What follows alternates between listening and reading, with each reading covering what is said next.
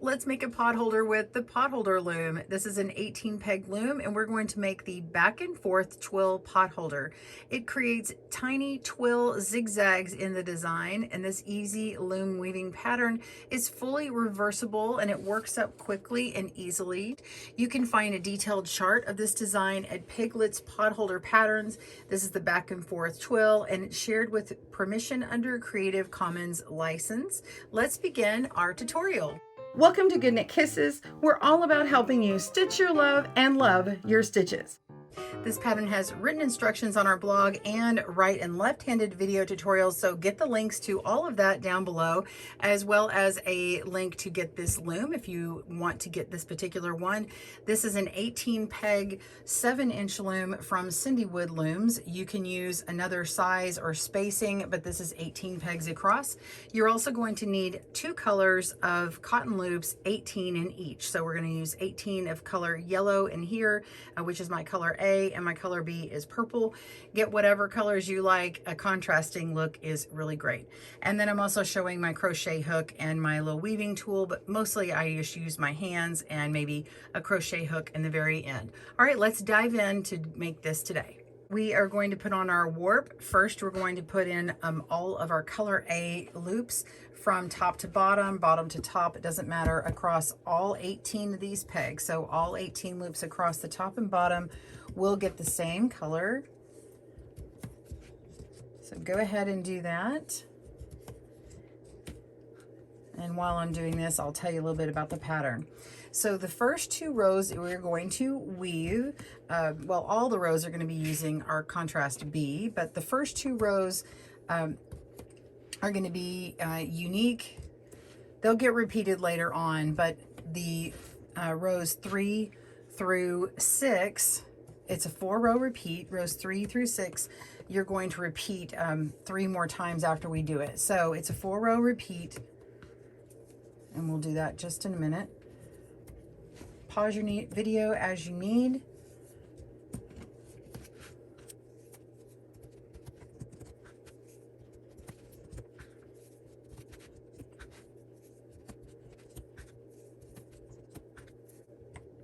All right, this is the last one. All right, now we need our contrast B. Okay, so row 1, you're going to weave over 2 and under 2 and repeat that. So we're going to go over the first 2, go under the next 2, making sure that you're going underneath both loops of each cotton loop. So over 2, under 2, and repeat.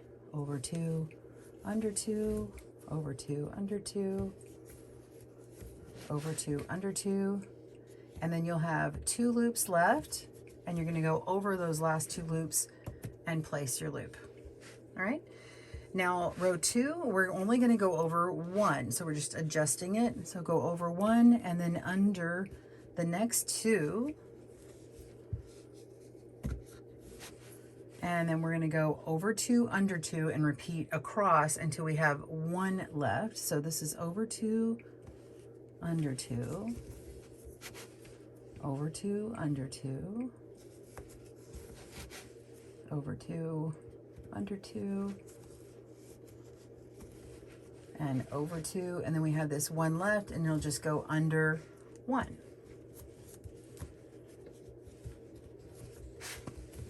Okay, so we're ready to begin our 4-row repeat. So the next 4 rows is what we're going to repeat over and over until we get to the very end. So this is row number 3, or row 1 of our repeat. Row 3, we're going to begin with under 2, over 2. So we're going to go underneath these first 2, place our loop, and over 2, and then under 2, over 2, under 2, over 2, under 2, over 2, and then we have 2 loops at the end, and we're going underneath those 2. Make sure you're not twisting your loop, which I did here, so let me just take this off and fix it now. There we go. All right, next row, row 4, we're going to go over 1 first, and then we go under 2, over 2.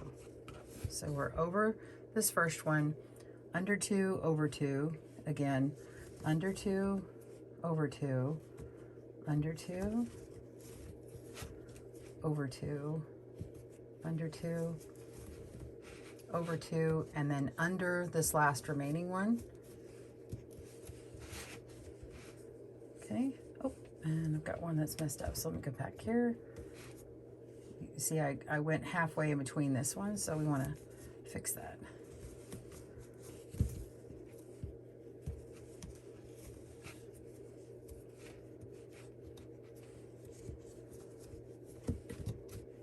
Okay, now that I've got that fixed, and we're going to go to row 5, which is over 2, under 2.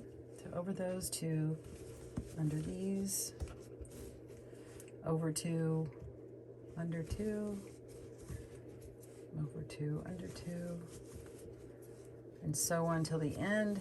The last 2, you're going over those. And the last of this repeat, this is row 6. We're going to weave over 1 and then under 2, over 2, under 2. So you can see it's changes of weaving 2 over and 2 under, alternating every other row, but we kind of slide that and it shifts, and you get these like little mini zigzags. So from this little part here down, this is your 4-row repeat here. So we're going to repeat these 3 more times, 1, 2, 3, and you will have it finished. So let's begin this one again, and then you'll keep repeating on your own. So this begins with row 3, which is weave over under 2, over 2. So under these 2,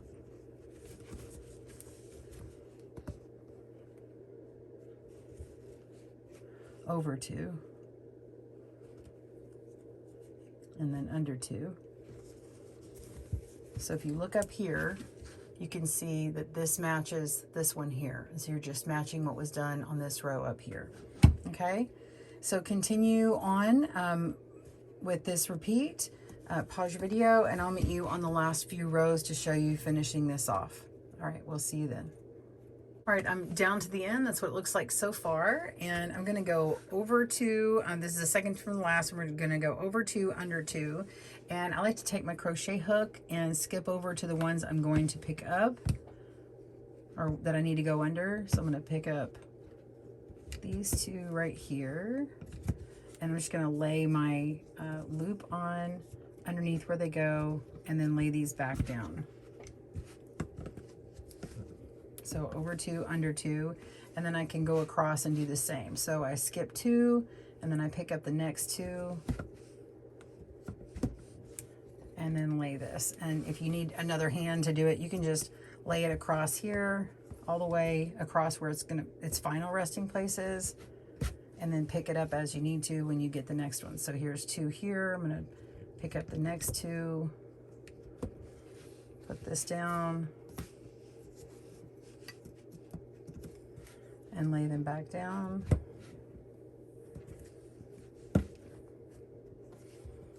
Pick it back up, skip 2, go to the next 2, and this will be the last time I do it for the row, because the final 2 are going over.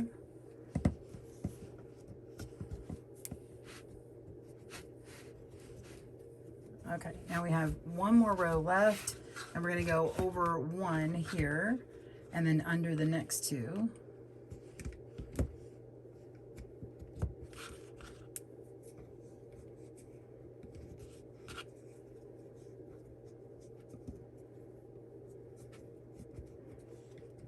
And lay those down.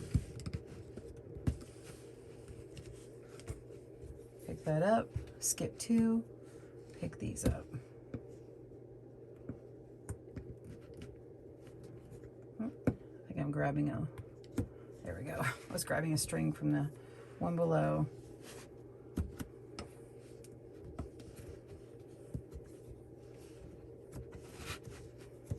There we go. skip 2, pick up the next 2.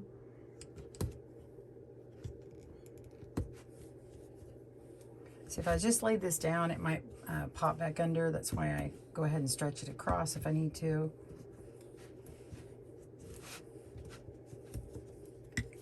Skip 2, pick up 2.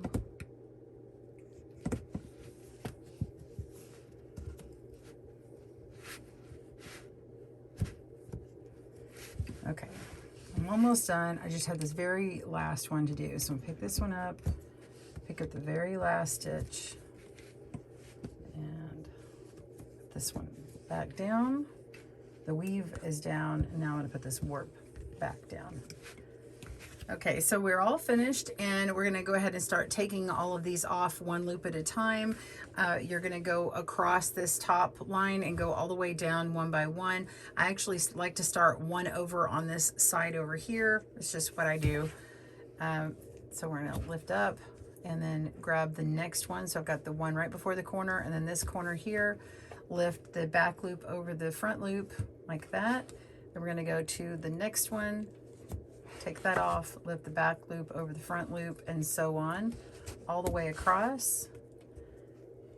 And if you like to have a little bit of a tension, I've shown in some of my other videos, you can finish working one like this, and then hang one of the loops back on here for some tension, so that by the time you get to the end, it won't be flying off of here, and all of these loops will have no tension, and maybe this little strand would easily pop up. So I'm going to show you what that looks like, and I'm going to go around, pause your video, and I will meet you back at the end here. So just keep going one by one, lifting up and over, and then every few stitches you can place back on one of these loops here, and it'll create that tension. All right, pause your video, and I will see you a few stitches from the end. See you there. I'm at the end. You can see I have 3 left, but these are holding on because I wanted to keep it from jumping off of my loom. I didn't want these last loops to just pop off. So continuing on, and now I'm at my last loop. Pull that on through. Okay, and then I actually like to go back through this very first. If you remember, my very first one was purple, so I'm grabbing that one and lifting up and over, and it kind of completes that line there. And then I'll end up tucking this one in. So first I'm going to take these off the loom. Just take these loops off, and yes, we are going to get them stretched back in the way they're supposed to be. They're a little stretched out right now. Okay, so I'm just simply going to come to those loops and pull on the opposite part of the loop to get it with the tension back the way it's supposed to be.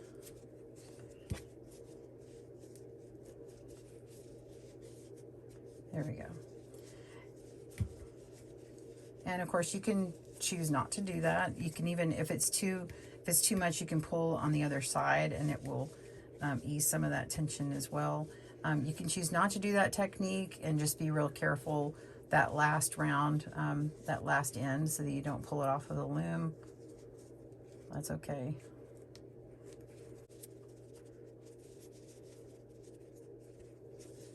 This is my loop down here, and this one was one that was pulled tight, so I'm going to pull on that and find the other end of it.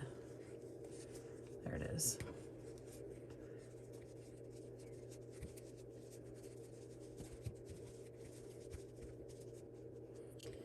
And if you have any of these little sort of hairy loops here, or hairy parts of the loops that are coming off, you can just simply trim that up now. That's just part of the cotton loops there. It's okay to cut them, trim them. Just don't cut too short.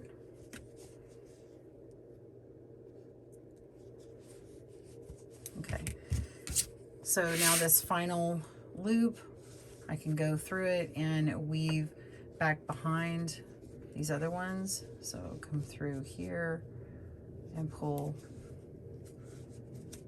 and then pull underneath another color of the same.